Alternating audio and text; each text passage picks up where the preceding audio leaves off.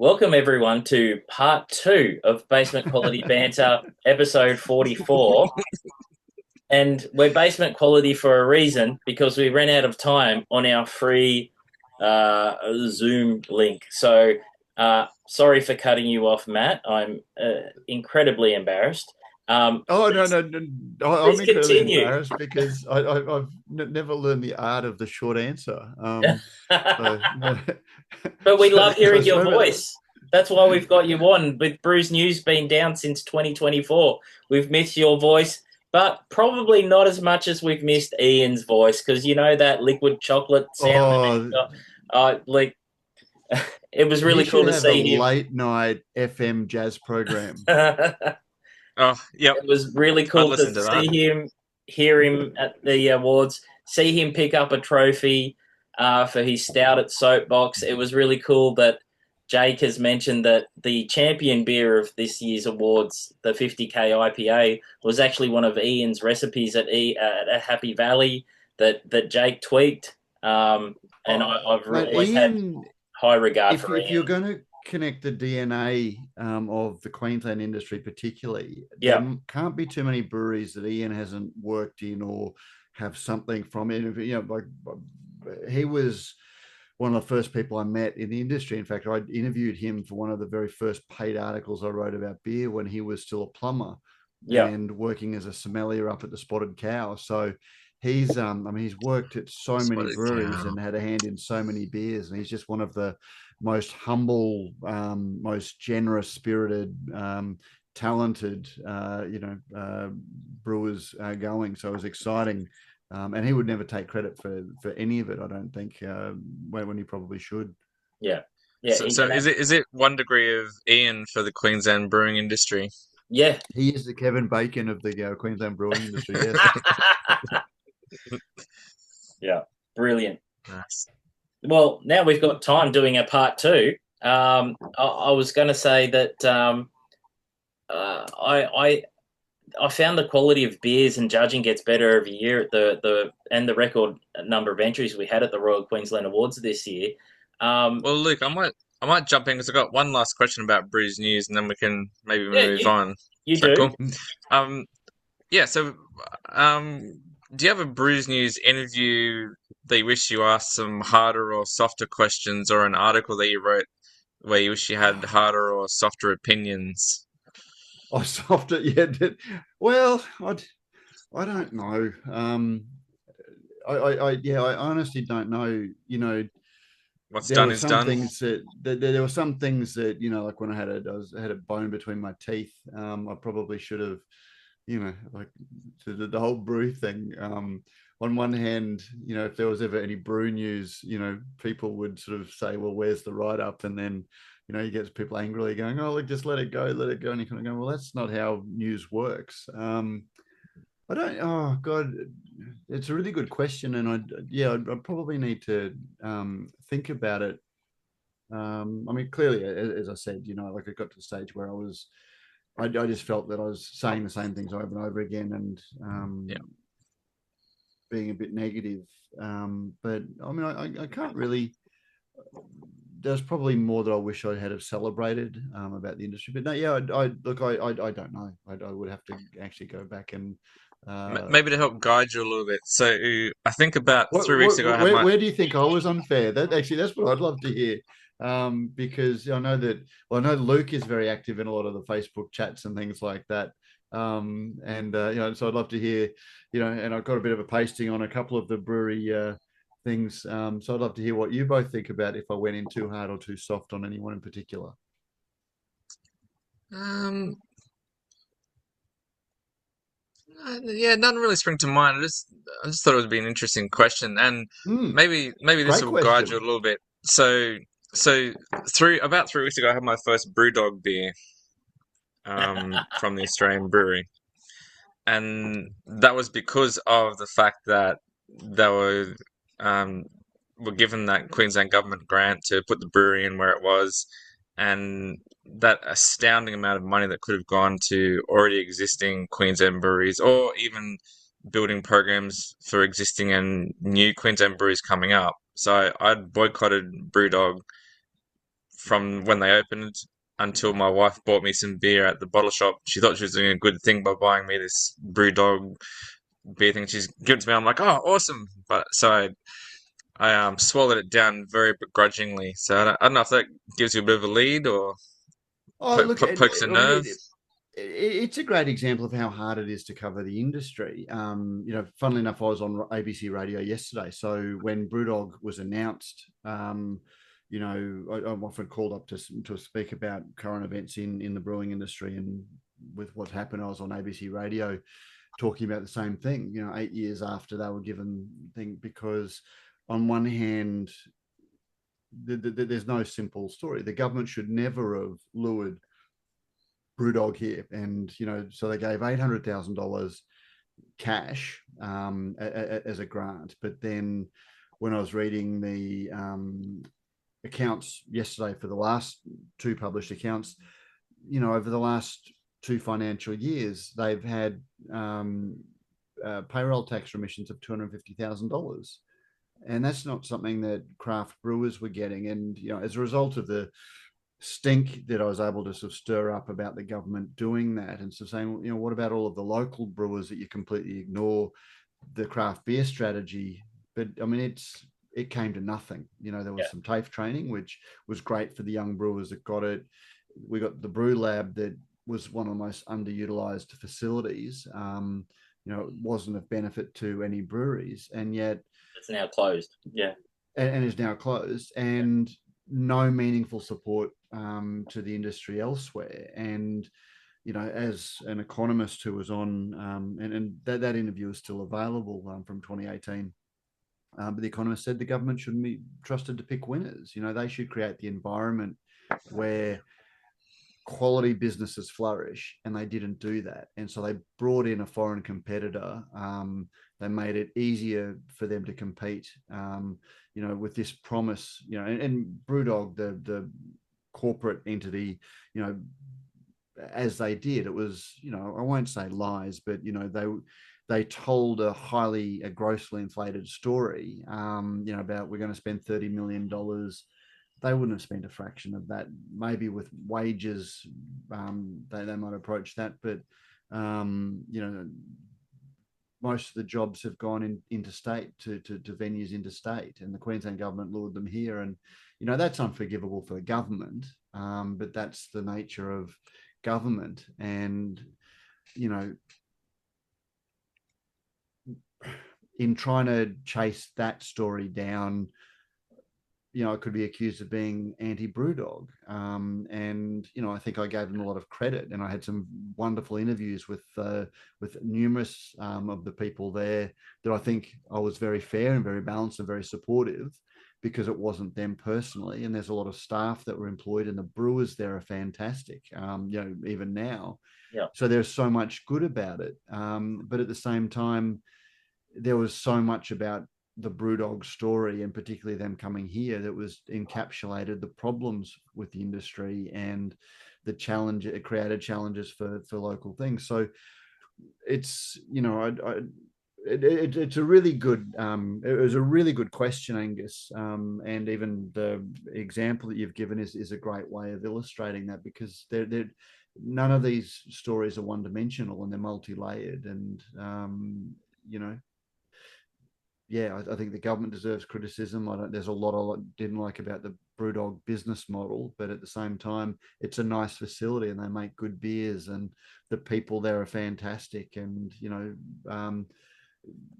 those things can exist simultaneously. And hopefully, I tried to cover them. Anytime you've got a voice that's two-way, and you get to hear feedback, in the form of encouragement, sometimes that chasing that encouragement, or when you can see who's reading what, sometimes that skews the stories. And hopefully I didn't do that too much. But look, great question. Hopefully that was a reasonable answer. I think that you've delivered it in the fairest way possible, and I found myself on the wrong end before, when I've called out Capital when they did their Anzac beer, and I called out saying, hey, you can't use the Anzac term, and I had, ex-servicemen say they can use Anzac. I'm not offended, but I said there's actually rules in place where you can't use the Yeah. Anzac term, and I got absolutely hounded. And in the end, they had to withdraw the beer because they did too. And I guess that's when you put a perception or an opinion online in the public forum. You're trying your best to tell a story. You're trying your best to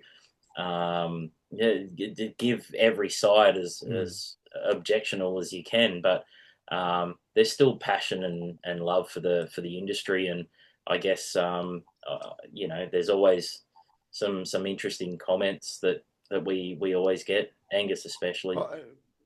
And that's and that's given part of that online. Sorry. just quick, given that Brewdog is Scottish, I'll tell you one of my favourite Scottish phrases, which is "that really boils my piss," which really upsets me. And and it's exactly what you said, Matt. It wasn't that the brewer came here and employed however many Australians and put money into the Australian industry. Is that the government chose to put that money towards a foreign company before supporting local business, local people, local communities. That's what boiled my piss about it. Yeah. Oh yeah, and when there's only so much the state government can do. So many of the problems that breweries face, are competition, which is a national. The Coles and Woolies, the brewing duopoly, that's national stuff, and then there's a whole lot of local government issues with planning and development, and the state government does licensing, and there are a couple of things that they could have done. One of which I've highlighted. And they not only didn't address those things or didn't do it, but they actually put an additional major competitor and supported an international competitor. And Brewdog wasn't bringing proprietary technology. They weren't, bringing skills or insights or stuff that people weren't doing here. I mean, we had 110, 115 breweries that were self-funded by Queenslanders with their own money and, doing it themselves. So there was no shortage of investment in people wanting to open breweries. And the state government, it was government by announcement and government by media release and, wanting the next shiny thing so they could look sexy in the media. And that's where sometimes, probably to be fair, that's where it was very hard as a journalist, because I think I'm a journalist by training, which helped in a lot of the things I did, but I was also an advocate by passion and instinct. And, when you see that, like even journalists, when I was trying to interest journalists in the story, you're not behaving like a journalist because you're behaving like an advocate, and sometimes you need to sort of wave your hand and yell at clouds as an advocate to achieve an end, and that's not always journalism. But I always did, after that initial announcement, I did try and go back to cover them fairly and celebrate, call balls and strikes. When they did something good, and it was a lovely venue and they're good people. And, I don't think it's a venue that's necessarily better than a whole lot of other ones. I mean, God, you walk into Slipstream these days and it's like a wonderful venue. And, imagine what some other venues could do if they weren't competing against Brewdog. But anyway, it was a great question. And, it's one of the many things that, you can rant and rave about. Yep, love it. We love having your voice back on podcasts. I'm sure all of our listeners will love it. Angus, have you got all time? 4 of them? Have you got time? Yeah. Have you got time for Around the World with Angus? We'll do Around the World with Angus. So, this week I've gone a bit topical this week. So Around the World with Angus. This week we are having a look at the complete lack of craft beer and actually alcohol generally in Iran. So Okay. Due to Iran being under Islamic or Sharia law since 1979, production, possession, sale, or consumption of alcohol is strictly banned for all people in Iran. Yes, this includes tourists. Yes, this includes Wow. alcohol-filled chocolates. There are slightly relaxed restrictions for the various god botherers, where alcohol may be consumed in private settings, but only for ceremonial purposes. So basically, it's just a big no. So some of their non-alc alternatives for getting together with mates, tea, Shabbat is a sweet fruit drink, and one that actually appeals to me is called Doog, which is a savory yogurt drink. It does come in fermented form, but obviously not in Iran. And some of this is a real shame because the first known history of fermented beverages that include malted barley take place in Gudin Tepe, which is a region in modern Western Iran, and that took place in the fourth millennium. So obviously, many centuries before Sharia law came into play. Yeah, given that the Persian region has a very rich and obviously extended history in beer and other fermented beverages, I think it's a real shame that maybe a lot of that history has been lost in modern Iran. I do also like the idea that there's a bunch of underground bootleggers in Iran brewing up illegal beers and preserving that history and the stories that existed before 1979. So I like that idea. So I guess trying to find some breweries that do brew Iranian beers. Parsius was one that I found was the most popular. They're based in Arizona in the US, and their range reflects their Iranian origins. So I'll read a few of their beers. Saffron IPA, Persian Basil IPA, and one which I would really love to try. They've got a spicy turmeric IPA Ooh, at 7.5% with an interesting mix of Centennial Pearl and Kent Golding hops. So you got American Wow. hops, German hops, English hops, combining with Persian ingredients to create a really international IPA. So there's our trip around the world with Angus. thank. Iran. I love it. So we try and Well, I've not heard any of that before, so I'm really impressed. Like that's all news to me. we try and do that every week now, and we'll finish up with my segment. So guess the brewery in 10-ish questions, and Matt can join in if he likes. So it's Angus's turn to try and guess the brewery that I am thinking of. So So Matt, maybe we'll alternate questions. So I'll go first. I feel maybe this week, is it an Australian brewery? it is not. It is a US Not brewery. another US brewery. All right. Your question, Matt. Are they famous for pioneering a beer style? They are 100% famous for pioneering a beer style. And Can I have a guess, or is this for the punters at home who are watching? no, you can have a guess. You can guess when it's your turn, Matt. Oh, Okay. Yeah. Okay. Wow. Yeah. Okay. Angus is the boss. Because Okay. because I've got a wild guess as well, and I can't remember the brewery name, Yep. but they make steam ale. No. You're Not, thinking of it's not Anchor them. Steam Ale? Anchor Anchor is Steam. Anchor. Yeah. Yeah, you think Yeah. no. All right. No. All right. Back to you, Matt. Did they kick off the haze craze? They did not Okay. kick off the haze craze. A little bit earlier than that. Angus. Okay. Earlier than that. So they're known very well for one style. They were a pioneer of Oh, one style. pioneer of one style. They're known for other styles, but they are known as the first commercial large scale of a specific style in the US. So it's got to be. It's obviously a new style of beer, so that rules out sours and barrel ages and the Belgians. So I'm thinking it has to be some form of IPA or pale ale. Okay, so generally recognized as the first commercially brewed double IPA in 1999. God, who makes Heady Topper? Um, Nope. Nope. Not them? Nope. Yeah. Did I ever interview the brewer on Beer as a Conversation? Oh, you may have. I can't remember that. Are they based in San Diego? No. So Okay. no, Okay. no. And it's Dogfish Head. no, not Fishhead. No, not No. Dogfish. We had Sierra Nevada, my first one. Saison Dupont last week.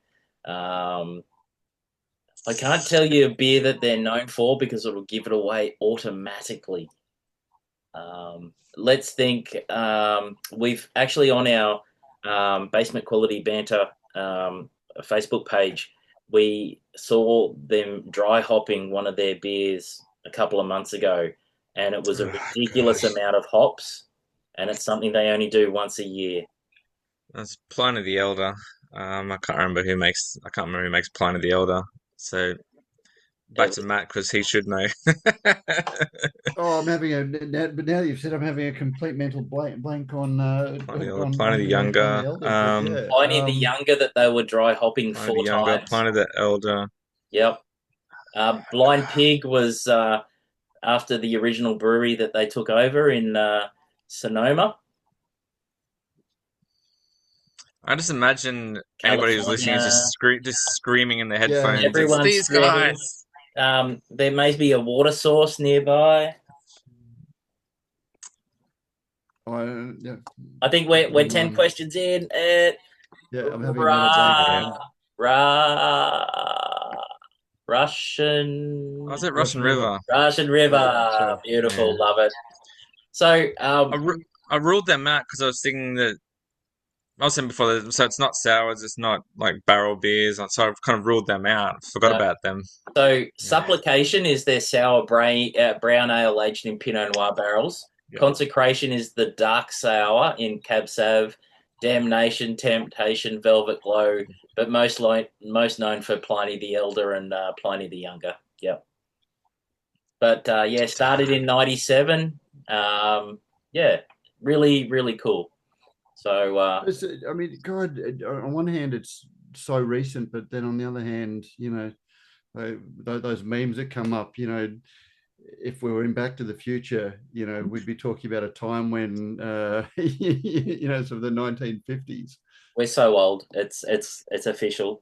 I can't thank you any more than I possibly can, Matt, for jumping on. I'm sure all of our listeners will love part 1 and part 2 of our chat with you. It is so good to hear your voice and see your face on the podcast again, Angus. Oh, mate, thank you. I've got one last question. Here we go. So my final question, Matt, having subjected yourself to Luke and myself, do you have confidence in the future of beer social media, or have we left you in a panic?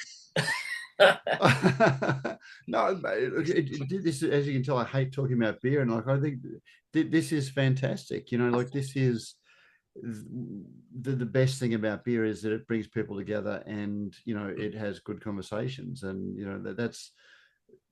I think this is fantastic. I'm glad you started, a podcast, and this trope that every man his dog has a podcast these days. So what, if there are people who want to listen and it broadens the conversation, I think it's excellent. I've loved doing it. It's been wonderful. Yeah. So thank you for asking me to come on. I've really enjoyed the chat. Fantastic. We'd love to have you back. I think we could literally speak for hours. We could do our own. It's absolutely brilliant. I love talking beer. You're one of the reasons why I'm in beer, and I really appreciate everything you've done and everything you will do. And it's been really special for me. Oh, mate, thank you. And I still remember, first meeting you in real life with Pete at the Eka judging. So look, it's a really nice topic to be talking about, but it's great to be able to join you both and keep up the good work. Yes, thank you very much. Thanks, Matt. This is a big box to tick. Thanks, mate. Thank you. It'd be better if we're having a beer in person.